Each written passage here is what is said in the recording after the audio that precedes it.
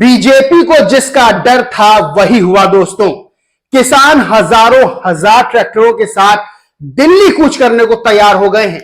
जो बात किसानों और सरकार के मंत्रियों के बीच चल रही थी उसका कोई नतीजा नहीं निकला है।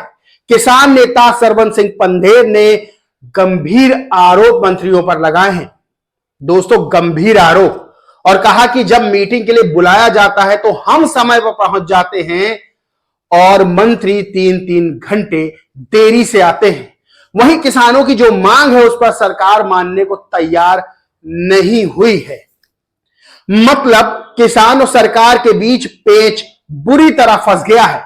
सरकार का रवैया तू डाल डाल मैं पात पात वाला हो गया है।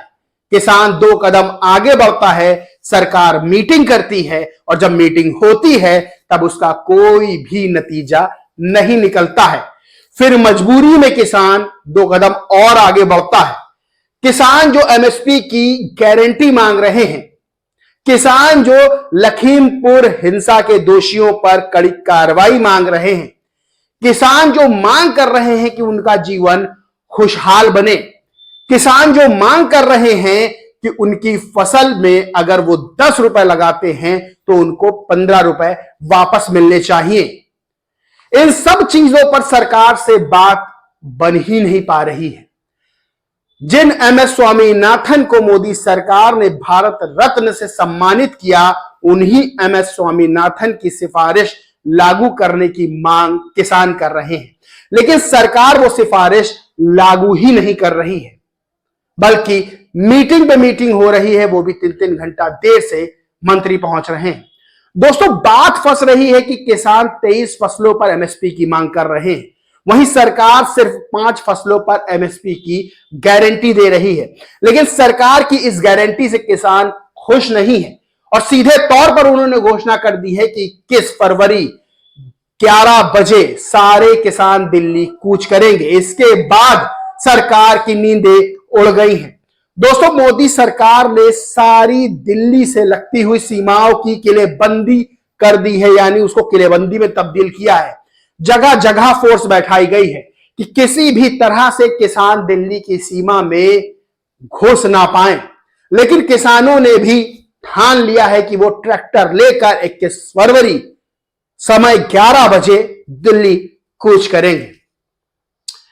दोस्तों, एक तरफ किसानों ने साफ कह दिया है कि किस तारीख को वो दिल्ली कूच करेंगे, वहीं किसान नेता राकेश टिकैत ने सीधी चेतावनी मोदी सरकार को दे दी है और साफ कह दिया है कि इस बार आंदोलन जो खड़ा किया जाएगा ना, वो 13 महीने नहीं, इससे भी ज्यादा लंबा चलेगा।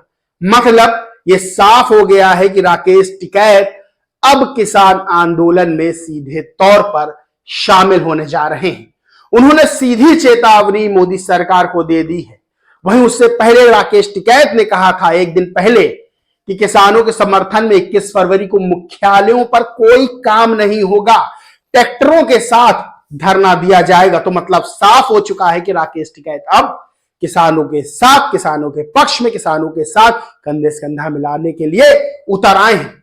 वो किसानों की मांगों को लेकर मोदी सरकार से भिड़ने को अब तैयार हो गए हैं।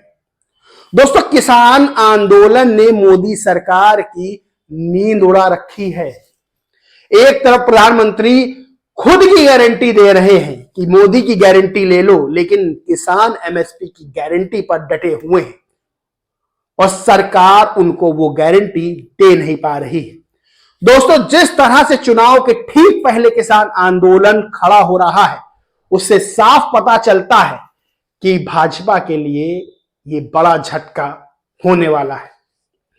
और जिस तरह से प्रधानमंत्री नरेंद्र मोदी ये सपना देख रहे हैं कि अब की बार 400 पार लोकसभा चुनाव में हासिल करें, इस आंदोलन की वजह से ऐसा होता संभव दिखाई नहीं दे रहा है। क्योंकि बीजेपी अंदर ही अंदर ये बात जानती है, मोदी अंदर ही अंदर ये बात जानते हैं कि इस आंदोलन के चलते उन्हें बड़ा नुकसान उठाना पड़ सकता है। तभी 3-3 मंत्रियों को लगाया गया है इस मिशन में किसानों से बात करने के लिए, लेकिन मंत्री फिर भी 3-3 घंटा लेट आ रहे हैं, जैसा कि सरवन सिंह पंधेर ने आरोप लगाया। दोस्तों, अब इस किसान आंदोलन में बड़ी खबर यह है कि महिलाओं की भागीदारी पहले से ज्यादा बढ़ गई है, यानी देश की आधी आबादी अब इस किसान आंदोलन को अपना समर्थन दे रही है।